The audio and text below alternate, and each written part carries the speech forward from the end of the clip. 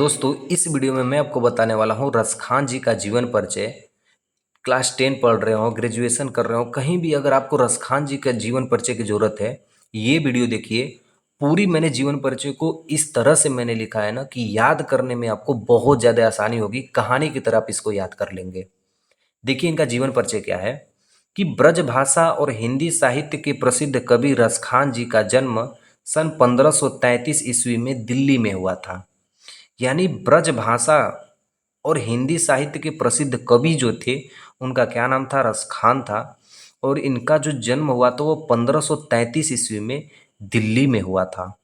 ठीक है। ये मुसलमान होते हुए भी श्री कृष्ण की भक्ति में लीन रहते थे। यानी रसखान जी मुसलमान थे और मुसलमान होते हुए भी दोस्तों ये श्री कृष्ण जी की भक्ति में बहुत ज़्यादा बिलीव करते थे। उनका मूल नक्षत्र सैयद इब्राहिम था।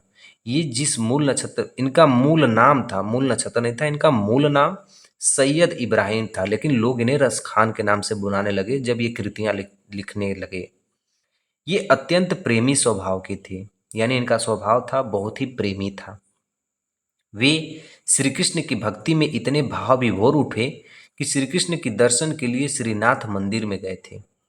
मतलब ये श्री कृष्ण से इतना प्रेम करते थे, इतना लगाव हो गया था कि ये श्रीनाथ मंदिर में भी गए थे। यह भी कहा जाता है कि उन्हें श्री कृष्ण से दर्शन भी दिए थे। यानी लोग ये भी कहते हैं कि रसखान जी को श्री कृष्ण जी ने दर्शन भी दिए थे।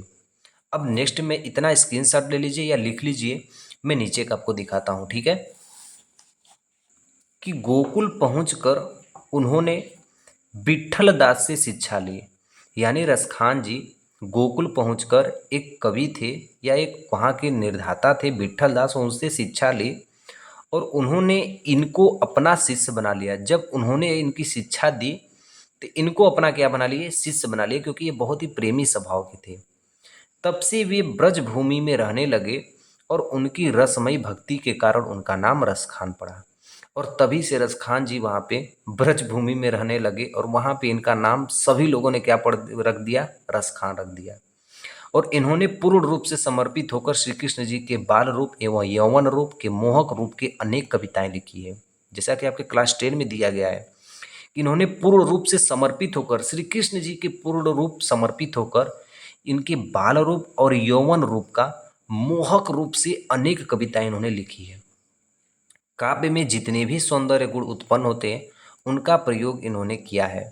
यानी जो भी काव्य लिखते थे उनमें सुंदर से सुंदर वर्णों का ये क्या करते थे, प्रयोग करते थे। और सन 1628 ईस्वी में लगभग इनका देहांत हो गया। यानी 1628 ईस्वी में लगभग इनका देहांत हो गया था। और इसके लास्ट में जो हमको लिखनी होती है, जो बहुत जरूरी होता है, वह इनकी कृतियां। देखिए कृतियां में सुजान रस खान प्रेम वाटिका, दो कृतियां लिखिए। टोटल नंबर जितना नंबर का होगा दोस्तों मिल जाने वाले हैं पूरे नंबर। यह भक्ति और प्रेम विषय पर मुख्य काव्य है। जो सुजान रस खान है ना, यह भक्ति और प्रेम विषय पर मुख्य काव्य है और जिसमें 139 शब्दों का संग्रह है। और दूसरी है प्रेम वाटिका, इसमें केवल 25 दोहे हैं और जिसमें श्री कृष्ण भक्ति और ब्रज प्रेम है, यानी ब्रज भाषा। ठीक।